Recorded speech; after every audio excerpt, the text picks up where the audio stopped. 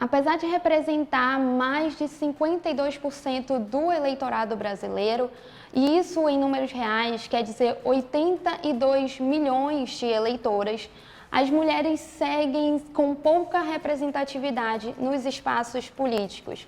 E que é um exemplo dessa realidade, das 81 vagas para o Senado Federal, apenas 15 é preenchida por mulheres. E acredite, esse é o maior número de mulheres no Senado. Para falarmos um pouco mais sobre esse assunto, o RT1 Entrevista recebe de forma virtual a cientista social Lúcia Pulga, que é doutora em antropologia, mestra em Sociedade e Cultura na Amazônia pela UFAM e professora da Universidade do Estado do Amazonas. Seja bem-vinda, professora, e eu agradeço desde já por ter aceitado o nosso convite. Muito obrigada pelo convite, gostei bastante. E muito importante o tema que você nos traz para o diálogo no dia de hoje.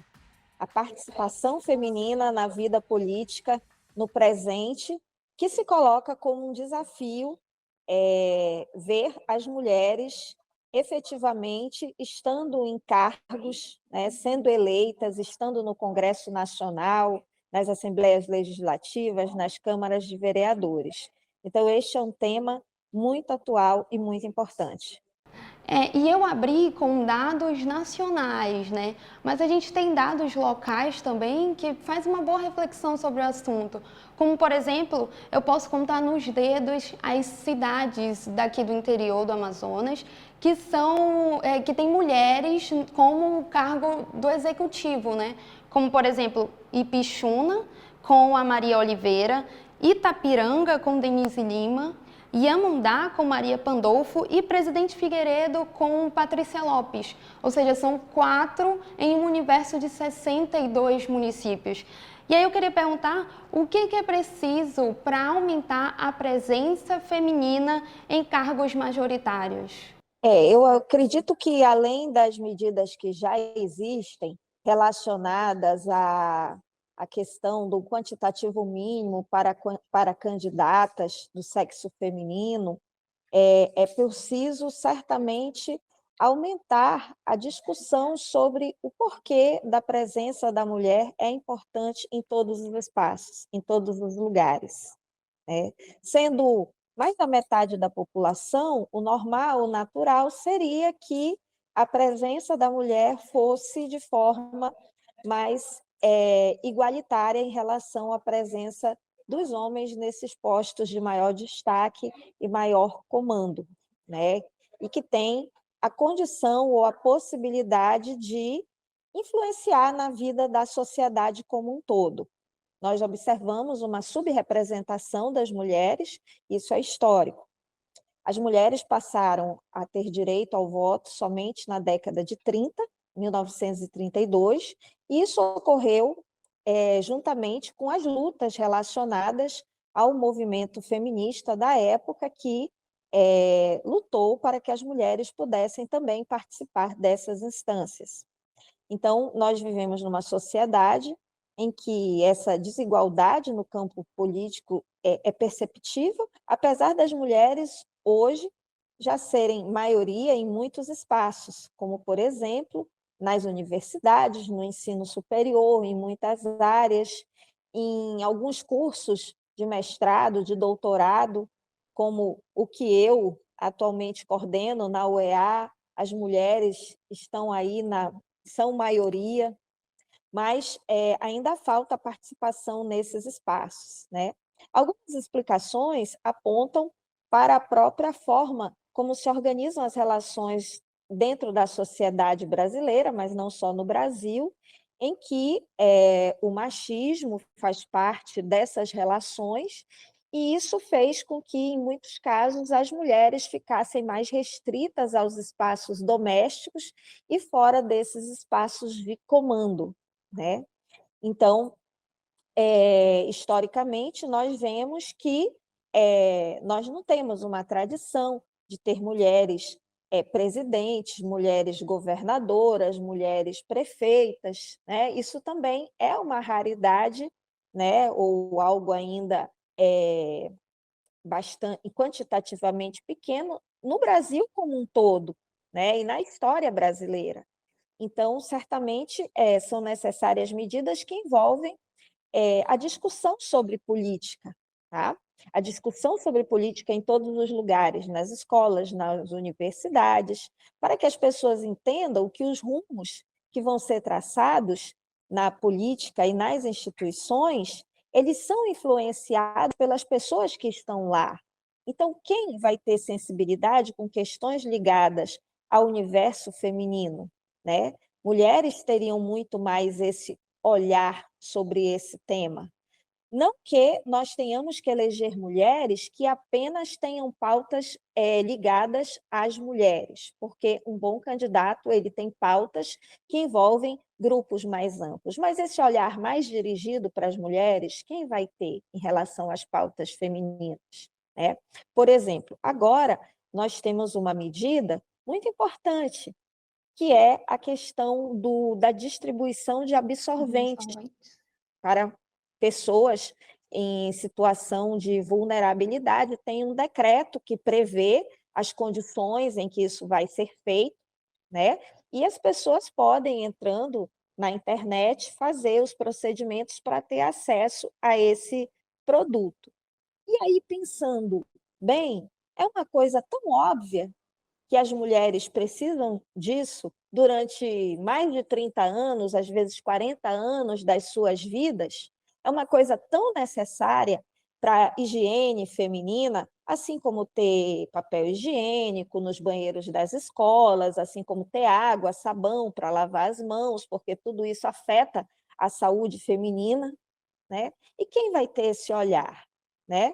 Quem vai se preocupar com essas coisas que aparentemente são detalhes? Provavelmente esse olhar vai estar muito mais direcionado por aqueles que vivem essa situação, vivem essas questões.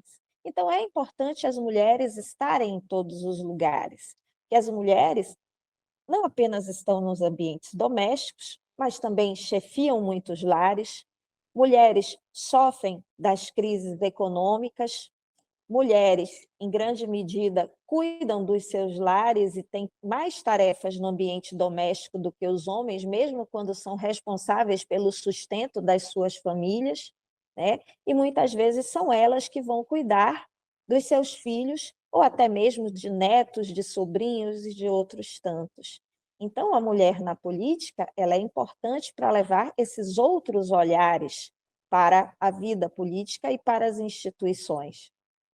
A senhora falou algo sobre o machismo já está impregnado na sociedade, e aí eu recordo aqui uma fala da ministra Maria Cláudia Pinheiro, do TSE, que ela fala sobre a necessidade de derrubar algumas afirmações, como, por exemplo, de que mulher não gosta de política. E isso também entra, né, com a baixa representatividade de mulheres negras e LGBTs nesses espaços políticos. O que é preciso? Como é que a gente faz para quebrar esses padrões já impostos pela sociedade? É preciso coisas como que nós estamos fazendo aqui em primeiro lugar, falar desses assuntos, né? É claro que nós precisamos entender que nós vivemos numa sociedade que é entrecortada por diversos tipos de processos de opressões, né? Ligadas ao gênero, ligadas à raça, ligada à questão sexual. E nós temos que entender a importância das pessoas se organizarem e participarem dessa vida política, tanto nos movimentos sociais quanto nos partidos políticos. Tá? Porque, além das questões específicas que podem, de uma maneira mais cruel, afetar determinados grupos na sociedade, existem questões amplas que afetam a todos, afetam desigualmente, mas afetam a todos.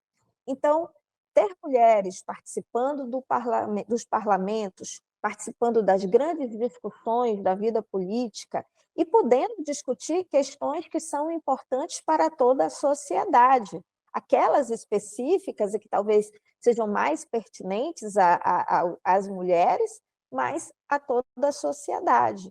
Afinal de contas, o desemprego afeta a todos na sociedade, em certos contextos, afetando inclusive alguns grupos em particular de forma mais aguda. Então, questões ligadas à economia, que afetam a todo mundo, é importante que haja uma participação mais ampla, né, das mulheres nessas discussões também. Afinal de contas, a economia em um país não é a mesma coisa que a economia doméstica. E nós temos, inclusive, diversas pessoas muito preparadas para ocupar postos de destaque.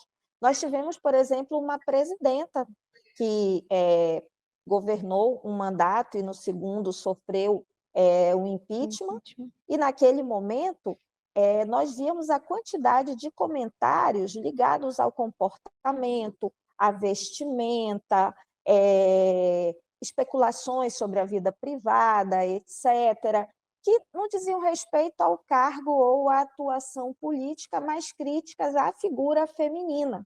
Críticas essas que não são feitas da mesma maneira quando você tem um governante que é do sexo masculino, os mesmos tipos de especulações, né?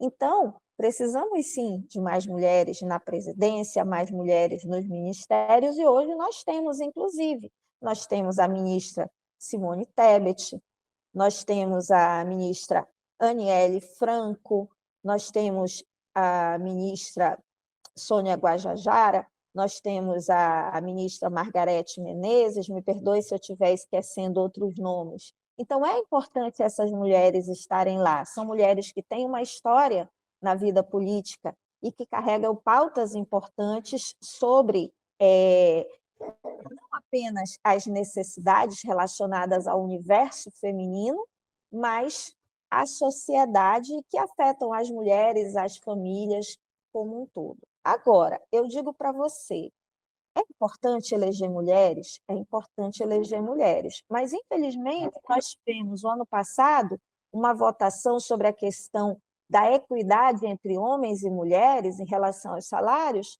e nós tivemos alguns votos contrários, inclusive de parlamentares mulheres.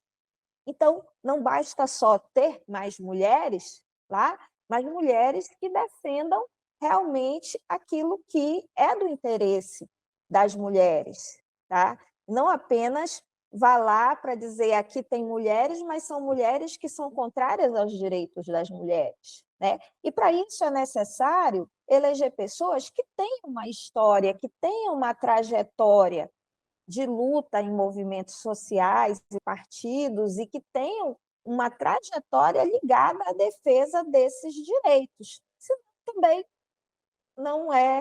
não está se conseguindo nenhum avanço, só por ter pessoas que vão lá fazer as mesmas coisas, né, que os outros já estão fazendo ou não fazendo. E quando a gente fala sobre partidos políticos, né, e esses partidos terem mulheres, até mesmo para cumprir a cota de gênero, a gente vê que às vezes não, na grande maioria, é nítido que esses partidos eles aliciam as mulheres apenas para cumprir a cota de gênero, né? Aqui no RT1, a gente entrevistou a diretora do TRE, que ela falou sobre essa situação, e ela falou que está em alerta, né? O TRE está em alerta sobre as possíveis denúncias para esses casos. E aí eu lhe pergunto, punição apenas basta para acabar com essa prática? Olha, todos esses tipos de práticas ilegais ou irregulares, eles devem sim ser coibidos, porque eles estão afetando justamente a democracia. Porque se você já está tomando medidas para incentivar e ampliar a participação das mulheres na vida política, pessoas, né, que de alguma forma estejam agindo de forma a burlar, né, essa situação, devem ser identificadas, devem ser punidas, porque no final das contas você vai ter aí um sério desvio.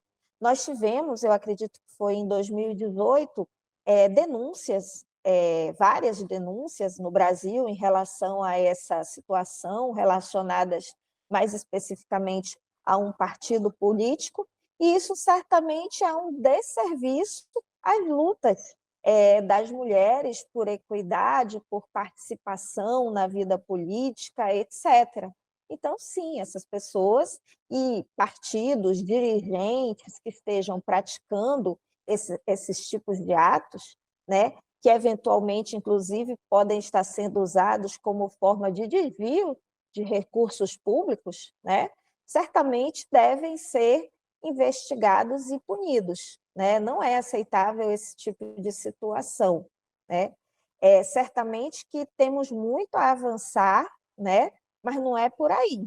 A senhora acredita, então, que precisa ser mais severo a questão em cima dos partidos para não só cumprir a cota de gênero, mas, de fato, querer uma mulher no poder, querer que uma mulher chegue lá, certo? Sim, sim, tem que ter o apoio, né, partidário necessário para que essas candidaturas ocorram, né, de pessoas que tenham, de fato, um envolvimento na vida política e que possam representar o programa partidário, né? Então, se isso ocorre, deve ter o apoio do partido, né, para que se formem lideranças, para que essas pessoas tenham chance de serem competitivas, né, nas eleições, né, porque você pode ter lá um quantitativo mínimo de candidatos, mas não significa que vai atingir nem esse quantitativo na hora que ocorre o pleito.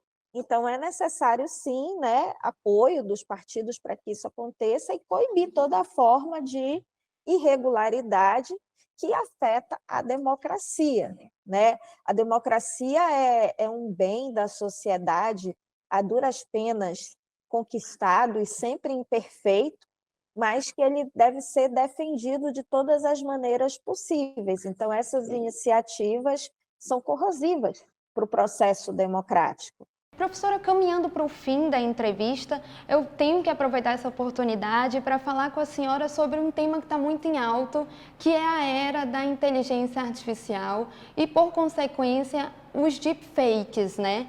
E até o momento não há regulação sobre esse tema para as eleições que se aproximam. E aí eu lhe pergunto, uma regulação em cima da hora pode prejudicar quem faz bom uso dessa ferramenta, inclusive em uma campanha? Pois é, né? Nós estamos aqui bastante atrasados em relação à questão da própria regulação do que é veiculado em redes sociais, etc., que não se conseguiu avançar numa legislação e na parte eleitoral mais ainda. Então, certamente, quem perde com a falta de parâmetros adequados e com falta de estrutura, talvez, para combater esse universo, né?